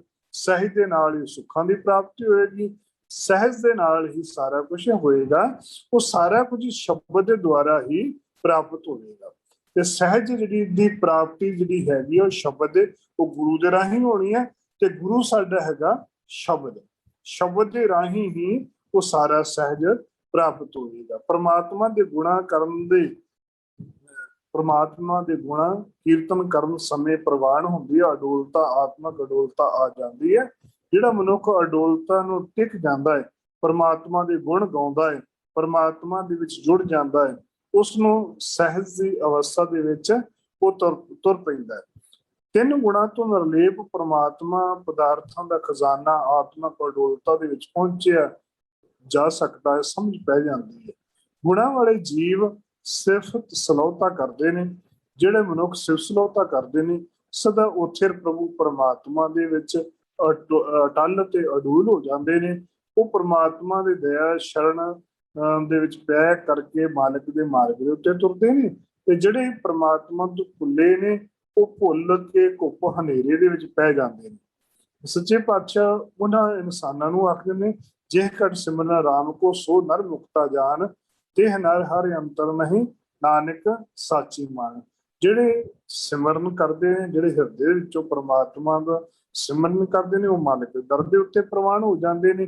ਜਿਹੜੇ ਨਹੀਂ ਕਰਦੇ ਉਹ ਕਿਤੇ ਵੀ ਪ੍ਰਵਾਨ ਨਹੀਂ ਹੋ ਸਕਦੇ। ਇਸ ਵਾਸਤੇ ਪਰਮਾਤਮਾ ਨੂੰ ਜੇਕਰ ਅਸੀਂ ਟਿਕਾਓ ਚਾਹੁੰਦੇ ਹਾਂ, ਜੇਕਰ ਪਰਮਾਤਮਾ ਦੇ ਨਾਲ ਅਸੀਂ ਜੁੜਨਾ ਚਾਹੁੰਦੇ ਹਾਂ, ਤੇ ਉਸ ਦੇ ਵਾਸਤੇ ਸਾਨੂੰ ਪਰਮਾਤਮਾ ਦੇ ਨਾਲ ਸਹਿਜ ਦੀ ਅਵਸਥਾ ਦੇ ਵਿੱਚ ਸਾਨੂੰ ਆਉਣਾ ਪਵੇਗਾ। ਦਸਮ ਦੁਆਰ ਤੋਂ ਬਾਅਦ ਸਹਿਜ ਦੀ ਅਵਸਥਾ, ਸਹਿਜ ਗੁਫਾ ਮਹਿ ਤਾੜੀ ਲਾਈ, ਆਸਨ ਊਚ ਸਵਾਰਿਆ ਜੀਓ। ਅਤੇ ਜਦੋਂ ਸਹਿਜ ਦੇ ਵਿੱਚ ਅਵਸਥਾ ਵਿੱਚ ਟਿਕਾਓ ਆ ਗਿਆ, ਜਦੋਂ ਅਵਸਥਾ ਵਿੱਚ ਤਾੜੀ ਲਾਈ, ਤਾੜੀ ਤੋਂ ਭਾਵ ਹੈ ਉੱਚੀ ਅਵਸਥਾ ਬਣ ਗਈ, ਉਸ ਟਿਕਾਓ ਦੇ ਵਿੱਚ ਸਾਡੀ ਅਵਸਥਾ ਟਿਕ ਗਈ, ਤੇ ਫਿਰ ਇੰਨੀਆਂ ਰਹਿਮਤਾਂ ਹੋਣਗੀਆਂ ਪਰਮਾਤਮਾ ਦੇ ਦਰ ਦੇ ਅੰਦਰ, ਆਨੰਦ ਹੀ ਆਨੰਦ ਤੇ ਬੇਫਿਕਰੀ ਦੇ ਵਿੱਚ ਆ ਜਾਵਾਂਗੇ। ਸੇਜ ਸੁਖਾਲੀ ਸ਼ੀਤਲ ਪਵਣਾ, ਸਹਿਜ ਕੀਲ ਰੰਗ ਕਰਨਾ ਜੀਓ। ਅਤੇ ਫਿਰ ਸਾਡੀ ਮਨ ਭਾਵਕ ਪਰਮਾਤਮਾ ਦੇ ਆਨੰਦ ਤੋਂ ਸਾਡੀ ਬੇਫਿਕਰੀ ਹੋ ਜਾਵੇਗੀ। ਸਹਿਜ ਦੀ ਕਥਾ ਅਕਥ ਕਥਾ ਹੈ ਨਿਰਾਰੀ। ਪਰਮਾਤਮਾ ਦੀ ਜਿਹੜੀ ਅਕਥ ਕਥਾ ਹੈ ਉਹ ਨਿਰਾਰੀ ਹੈ, ਉਸਨੂੰ ਗਿਆਨਿਆ ਨਹੀਂ ਜਾ ਸਕਦਾ। ਮਨੁੱਖ ਅਡੋਲਤਾ ਦੀ ਐਸੀ ਨਿਰਾਰੀ ਕਥਾ ਹੈ ਜੋ ਆਪਣੇ ਵਰਗੀ ਅਗੰਮੀ ਅਵਸਥਾਵਾਂ ਅੱਖਰਾਂ ਦੇ ਵਿੱਚ ਬਿਆਨ ਨਹੀਂ ਕੀਤਾ ਜਾ ਸਕਦਾ। ਜਿਹੜੇ ਯਤਨ ਸੁਭਾਵਕ ਸਹਿਜ ਸਾਚੀ ਭਾਵ ਲਿਵ ਲਾਗੀ, ਕਿਸੇ ਖਾਸ ਯਤਨਾਂ ਤੋਂ ਬਿਨਾਂ ਫਿਰ ਪ੍ਰਭੂ ਪਰਮਾਤਮਾ ਨਾਲ ਸੱਚੀ ਲਿਵ। ਦੇਖੋ ਇੱਕ ਗੱਲ ਇੱਥੇ ਧਿਆਨ ਰੱਖਣ ਵਾਲੀ ਹੈ, ਅੱਗੇ ਵੀ ਸ਼ਾਇਦ ਆਪ ਜੀ ਨਾਲ ਸਾਂਝ ਪਾਈ ਹੈ। ਇਹ ਅਵਸਥਾ ਨਾਮ ਸਿਮਰਨ ਦੀ ਜਦੋਂ ਸਟਾਰਟਿੰਗ ਦੀ ਅਵਸਥਾ ਹੈ, ਉਸ ਸਮੇਂ ਜਦੋਂ ਅਸੀਂ ਤੁਰਦੇ ਹਾਂ, ਤੇ ਸਾਨੂੰ ਇੱਕ ਉਛਾਲਾ ਜਿਹਾ ਵੱਜਦਾ ਹੈ। ਲੋਕਾਂ ਨੂੰ ਅਸੀਂ ਦੱਸੀਏ ਕਿ ਅਸੀਂ ਬੜੀ ਬਾਣੀ ਪੜ੍ਹਦੇ ਹਾਂ, ਜਾਂ ਬੜਾ ਸਿਮਰਨ ਕਰਦੇ ਹਾਂ, ਜਾਂ ਬੜੀ ਸੇਵਾ ਕਰਦੇ ਹਾਂ।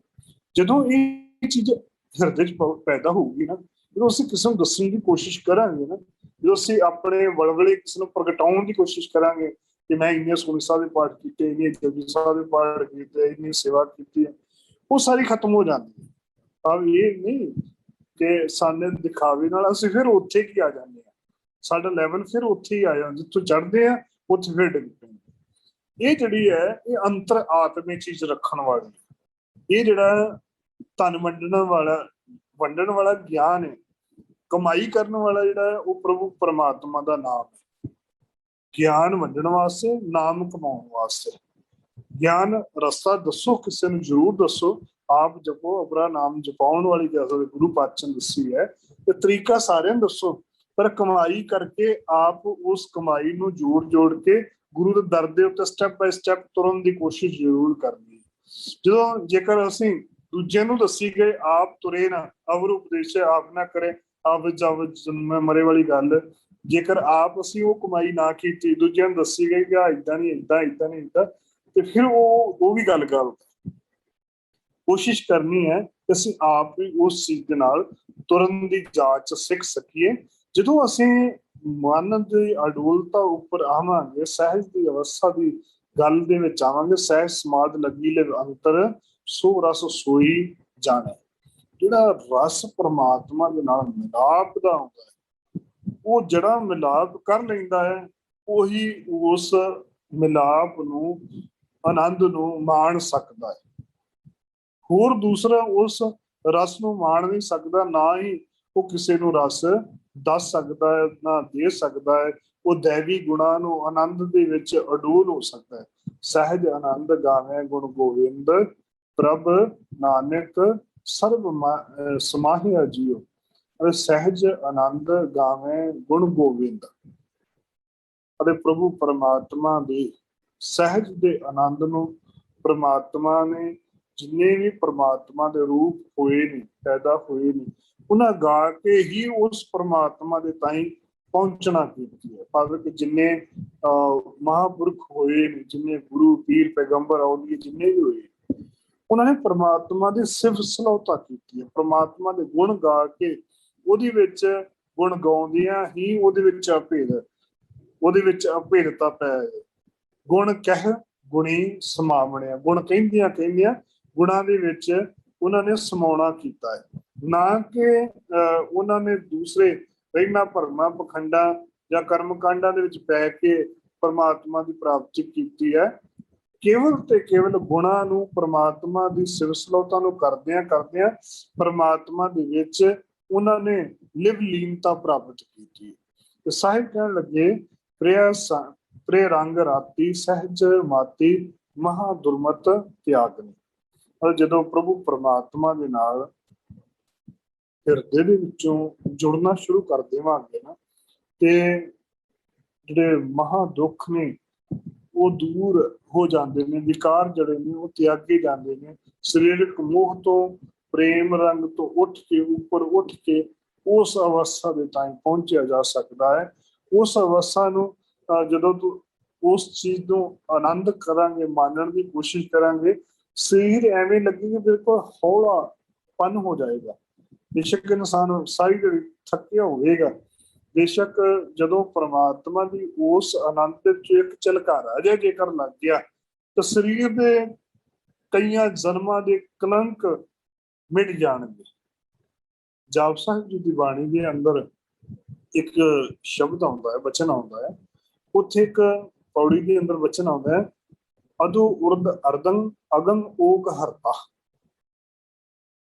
ਪਰਮਾਤਮਾ ਤੇਰੀ ਰਹਿਮਤ ਹੋ ਜਾਵੇ ਨਾ ਜੇਕਰ, ਤੇ ਮਾਤ ਲੋਕ, ਪਤਾਲ ਲੋਕ, ਆਕਾਸ਼ ਲੋਕ ਜਾਂ ਤਿੰਨਾਂ ਲੋਕਾਂ ਦੇ ਜਾਂ ਅਦੋ ਉਰਦ ਅਰਦਨ ਧਰਤੀ ਦੇ, ਪਤਾਲ ਤੇ ਆਕਾਸ਼ ਦੇ ਵਿੱਚ ਇੱਕ ਨਿਗਾਹ ਪੈਣ ਦੇ ਨਾਲ ਢੇਰਾਂ ਦੇ ਢੇਰ ਪਾਪ ਖਤਮ ਹੋ ਜਾਂਦੇ। ਜਦੋਂ ਪ੍ਰਮਾਤਮਾ ਨਾਲ ਮਿਲਾਪ ਹੋ ਜਾਂਦਾ ਨਾ, ਜਦੋਂ ਉਹ ਸਰੀਰ ਵੀ ਬਿਲਕੁਲ ਹੌਲਾ ਫੁੱਲ ਹੋ ਜਾਂਦਾ ਉਹਨੂੰ। ਹੁਣ ਅਸੀਂ ਜਿਹੜੀਆਂ ਗੱਲਾਂ ਆਖ ਦਿੰਦੇ ਹਾਂ, ਉਦਾਹਰਣ ਦੇ ਤੌਰ ਦੇ ਉੱਤੇ ਗੁਰੂ ਨਾਨਕ ਸਾਹਿਬ ਜੀ ਨੇ ਇੰਨੀਆਂ ਯਾਤਰਾਵਾਂ ਕੀਤੀਆਂ, ਜਾਂ ਗੁਰੂ ਗੋਬਿੰਦ ਸਿੰਘ ਜੀ ਮਹਾਰਾਜ ਜੀ ਜੋ ਕਿ ਇੰਨੇ ਸੂਰਵੀਰ ਸਨ, ਜਿਹੜੇ 12 ਕਿਲੋਮੀਟਰ ਦੀ ਦੂਰੀ ਦੇ ਉੱਤੇ ਤੀਰ ਮਾਰ ਕੇ ਅਗਲੇ ਦੇ ਪਹੁੰਚਾ ਦਿਆ ਕਰਦੇ ਸਨ। ਉਹਨਾਂ ਕਿੰਨੀ ਕੁ ਵੀਰ ਬਲਤਾ ਹੋਵੇਗੀ। ਜਾਂ ਬਾਬਾ ਦੀਪ ਸਿੰਘ ਜੀ ਬੁਢਾਪੇ ਦੇ ਵਿੱਚ 18 ਸੇਰ ਦਾ ਖੰਡਾ ਚੁੱਕਿਆ ਕਰਦੇ ਸਨ। ਉਹ ਸਰੀਰ ਦੇ, ਜੇ ਇਕੱਲੀ ਸਰੀਰ ਦੀ ਭਾਰਾਪਨ ਨਹੀਂ ਸੀ, ਸਰੀਰ ਦੇ ਵਿੱਚ ਤਾਕਤ ਨਹੀਂ ਸੀ, ਉਹਦੇ ਵਿੱਚ ਤਾਕਤ ਸੀ ਅਧਿਆਤਮਕ ਤਾਕਤ। ਉਹਨਾਂ ਦੇ ਨਾਲ ਜੀਵਨ ਦੇ ਅੰਦਰ ਜਿਸ ਨੂੰ ਅਸੀਂ ਬ੍ਰਹਮ ਦਾ ਗਿਆਨ, ਜਾਂ ਜਦੋਂ ਸਰੀਰ ਹੌਲਾ ਫੁੱਲ ਹੋ ਜਾਣਾ, ਜਾਂ 1.25 ਲੱਖ ਦੇ ਨਾਲ ਇੱਕ ਜਣਾ ਲੜਨ ਦੀ ਗੱਲ ਆਉਂਦੀ ਸੀ, ਉਹ ਅਵਸਥਾ ਕਿੱਥੋਂ ਬਣਨੀ ਹੈ? ਉਹ ਨਾਮ ਬਾਣੀ ਤੋਂ ਬਣਨੀ ਹੈ, ਉਹ ਸੇਵਾ ਤੋਂ ਬਣਨੀ ਹੈ। ਜਿਹੜੇ ਗੁਰੂ ਦੇ ਨਾਲ ਇੰਨੀਆਂ ਬਖਸ਼ਿਸ਼ਾਂ ਹੋਈਆਂ ਨੇ, ਜਿਹੜੇ ਗੁਰੂ ਦੇ ਦਰ ਦੇ ਉੱਤੇ ਬੈਠੇ ਅਧਿਆਤਮਕ ਪੱਖ ਇੰਨਾ ਉੱਚਾ ਜੀਵਨ ਉੱਠ ਜਾਂਦਾ ਹੈ ਕਿ ਉਹਨਾਂ ਦੇ ਨਾਲ ਜਿਹੜੇ ਕਰਮ ਨੇ, ਜਾਂ ਅਧਿਆਤਮਕ ਤਲਤਾ ਵਾਲੇ ਜਿਹੜੇ ਭਾਈ ਗੁਰਦਾਸ ਜੀ ਵਰਗੇ, ਬਾਬਾ ਬੁੱਢਾ ਜੀ ਵਰਗੇ, ਜਿਹੜੇ ਮੁੱਖ ਤੋਂ ਇੱਕ ਸ਼ਬਦ ਉਚਾਰਨ ਕਰਦੇ ਹਨ ਤੇ ਉਹ ਅਵਸਥਾ ਤੱਕ ਲੋਕ ਦੁਖੀਆਂ ਦੇ ਦੁੱਖ ਦੂਰ ਹੋ ਜਾਂਦੇ ਨੇ। ਜਿਹੜੇ ਗੁਰੂ ਹਰਕ੍ਰਿਸ਼ਨ ਜੀ ਮਹਾਰਾਜ ਜੀ ਵਰਗੇ ਕੇਵਲ ਤੇ ਕੇਵਲ ਇੱਕ ਨੇਤਰੀ ਭਰ ਕੇ ਦੇਖ ਦਿੰਦੇ ਆ ਤੇ ਸ਼੍ਰੀ ਹਰਕ੍ਰਿਸ਼ਨ ਧਿਆਈ ਜਿਸ ਡਿਠਾ ਸਭ ਦੁੱਖ ਜਾਏ, ਸਿਰਫ ਦੇਖਣ ਦੇ ਨਾਲ ਹੀ ਉਹਨਾਂ ਸਾਰਿਆਂ ਦੇ ਦੁੱਖ ਦੂਰ ਕਰਨ ਦੀ ਅਵਸਥਾ ਰੱਖਦੇ ਨੇ। ਉਹ ਅਵਸਥਾ ਕਿੱਥੋਂ ਬਣਦੀ ਹੈ? ਪਰਮਾਤਮਾ ਦੇ ਸਿਮਰਨ ਦੇ ਵਿੱਚ। ਪਰਮਾਤਮਾ ਵਿੱਚ ਤੂੰ ਕਰਤਾ ਤੂੰ ਹੁਆ, ਮੁਝ ਮੇ ਰਹਾ ਨਾ ਹੂੰ, ਜਬ ਆਪਾ ਪਰ ਕਾ ਮਿਟ ਗਿਆ, ਜਤ ਦੇਖੂੰ ਤਤ ਤੂੰ। ਜਦੋਂ ਪ੍ਰਿਯ ਰੰਗ ਰਾਤੀ ਸਹਿਜ ਮਾਤੀ ਮਹਾ ਦੁਰਮਤ ਤਿਆਗਨੀ, ਜੋ ਸਰੀਰਕ ਮੋਹ ਤੋਂ ਉੱਪਰ ਉੱਠ ਕੇ ਸਹਿਜ ਦੀ ਮੱਤ ਜਿਹੜੀ ਹੈ, ਆਤਮਾ ਜਿਹੜੀ ਭੈੜੀ ਮੱਤ ਤਿਆਗ ਕੇ ਅਸੀਂ ਪ੍ਰਭੂ ਪਰਮਾਤਮਾ ਨਾਲ ਜੁੜਦੇ ਹਾਂ, ਤੇ ਫਿਰ ਸਹਿਜੇ ਸਹਿਜੇ ਕਾਨ ਸਿੰਘ ਨਾਭਾ ਜੀ ਹੁਣਾਂ ਗੁਰਮਤਿ ਮਾਤਾਂ ਦੇ ਵਿੱਚ ਹੀ ਲਿਖਣਾ ਕੀਤਾ ਹੈ ਕਿ ਸਹਿਜ ਦੇ ਪਦ ਦੀ ਜਦੋਂ ਅਰਥ ਦੀ ਅਸੀਂ ਵਿਆਖਿਆ ਕਰਦੇ ਹਾਂ ਨਾ, ਸੁਭਾਵਕ ਸਨੇ ਸਨੇ ਹੌਲੀ ਹੌਲੀ ਸ਼ਾਂਤੀ ਸੁਖਦਾਇਕ ਆਦ ਜਿਹੜੇ ਅਰਥ ਗੁਰੂ ਗ੍ਰੰਥ ਸਾਹਿਬ ਜੀ ਮਹਾਰਾਜ ਜੀ ਦੇ ਅੰਦਰ शब्द आत्मक ज्ञान लई शब्द आउंदे ने। भाई गुरबिन सहज ना होए, गुरबिन भाई गुरबिन सहज ना होए। गुरु तो बगैर सहज की प्राप्ति नहीं हो सकती। शब्दे ही ते सहज उपजे, हर पाया सच सोई। शब्द के द्वारा ही सहज हृदय च पैदा होना है ते उहदे नाल ही टिकिया जा सकना है। सच्चा ज्ञान गुरु राही चौथे पद विच पाया जा सकता है। चौथे पद में सहज है, गुरमुख पल्ले पाए। चौथा पद भाव के अडोलता अवस्था, जिन्हें क्या पढ़िया क्या गुनिया क्या वेद पुराना सुनिए, पढ़े सुने क्या हुई, जो सहज ना मिलियो सोई। बेशक जिन्ना मर्जी पढ़ लिया जाए, जिन्ना मर्जी लिख लिया जाए, वेद भी पढ़ लो पुराण भी पढ़ लो, जेकर हृदय विच टिकाऊ नहीं आया, सहज नहीं आया, फिर कुछ भी प्राप्त नहीं होनी। जे सच्चा ज्ञान की प्राप्त ना होया, धार्मिक ग्रंथ पढ़ने का कोई फायदा नहीं होना। साहिब कहन लगे कर्मी सहज न उपजै, बिन सहज है सहसा ना जाए। कहे नानक गुर प्रसादी सहज उपजै, ये सहसा बजाए। सच्चे पातशाह दी मेहर हो जावे, बख्शिश हो जावे, ये सहज साडे हिरदे दे अंदर ਅਸੀਂ ਕਰਮ ਕਾਂਡਾਂ ਤੋਂ ਉੱਪਰ ਉੱਠ ਕਰਕੇ, ਵਹਿਮਾਂ ਭਰਮਾਂ ਪਖੰਡਾਂ ਤੋਂ ਉੱਚੇ ਉੱਠ ਕਰਕੇ ਇਸ ਸਹਿਜ ਪਦ ਜੋ ਗੁਰਬਾਣੀ ਦੇ ਅੰਦਰ ਹਰ ਤਰੀਕੇ ਨਾਲ ਵਰਤਿਆ ਗਿਆ, ਬਹੁਤ ਵਾਰ ਕੋਸ਼ਿਸ਼ ਕੀਤੀ ਹੈ ਛੋਟਾ ਜਿਹਾ ਯਤਨ ਕਰਨ ਦਾ ਕਿ ਕੁਝ ਗੁਰਬਾਣੀ ਦੀਆਂ ਪੰਕਤੀਆਂ ਆਪ ਜੀ ਦੇ ਨਾਲ ਸਾਂਝੀਆਂ ਕਰਨ ਦੀਆਂ, ਜਿਨ੍ਹਾਂ ਦੇ ਵਿੱਚ ਸਹਿਜ ਦੇ ਰੂਪ ਦੇ ਅੰਦਰ ਗੁਰੂ ਪਾਤਸ਼ਾਹ ਨੇ ਸਾਨੂੰ ਸਮਝਾਉਣ ਦਾ ਕੀਤੀ ਹੈ, ਚਾਨਣਾ ਪਾਇਆ ਹੈ। जिन्नी कि गुरु ने बख्शिश की और हिसाब नाल आप जी समझण की कोशिश करन दी जिथे आप जी नाल विचारां कीतियां ने। इहदे विच कोशिश यही है कि परमात्मा ने जो ब्रह्मंडे सोई पिंडे जो खोजे सो पावे, जिन्ना कुछ ब्रह्मंड दे विच परमात्मा ने देना कीता है, उन्ना साडे शरीर दे विच परमात्मा ने सारियां दे विच पाया है। ते उस शरीर दे बारे विच ये साडियां अवस्थावां 9 दरवाजे असीं विचारे ने। इस 10वें द्वार तो उपर जिहड़ी 10वें द्वार की गल कीती सी, उस उपर चौथी अवस्था की गल है कि जिहदे विच 10वां दरवाजा लंघ के असीं टिकना है, टिकाऊ करना है, ते वो टिकाऊ सहज अवस्था दे विच होना है। जो सहज अवस्था दे विच जाण के टिक गए, वहम भरम भुलेखे कर्म कांड रीति रिवाज सारे तो उपर उठ के परमात्मा दे नाल जदों मिलाप होवेगा, ये कोई शरीर का कोई अंग नहीं हैगा, लेकिन ये अवस्था है। जो असीं इस अवस्था दे विच पहुंचांगे, सहज की अवस्था दे विच पहुंचांगे, तां जाके परमात्मा दे नाल साडी एकमिकता होवेगी। सो गुरबाणी दी अथाह गुरबाणी सागर है, इहदियां बेअंत गलतियां हो जांदियां ने, जिन्नी क बुद्ध मालिक ने दित्ती है उहदे अनुसार अपनी विचारां साझीआं कीतियां ने। आप सारे गुरबाणी दे ज्ञाता ही हो, बेअंत भुलना चुका हुंदा गुरु ते संगत बख्शण जोग है। भुल चुक दी क्षमा। वाहिगुरू जी का खालसा, वाहिगुरू जी की फतेह।